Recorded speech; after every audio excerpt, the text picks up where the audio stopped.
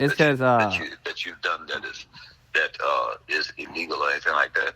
It's Even just if they make us stuck, hey, I got to pay the additional taxes. That's about it. yeah, it was the tax, and she scared me with this. She just like what is it? A PT 616 whatever you said 65 PT 616. She said like what really scared me is why I got really mad is because she said like to boost the property value and stuff like that, it becomes like mortgage fraud. Is that true? How is it mortgage fraud when you don't have a mortgage? Like if we're trying to get a loan or something, like we're trying to get a loan right now. Sir, first of all, I hate when people do that.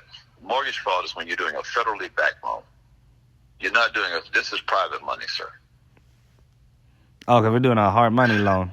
Yes. The only time you get into that is if you have to deal with a federally backed loan. This is not a federally backed loan. This is private money. Oh.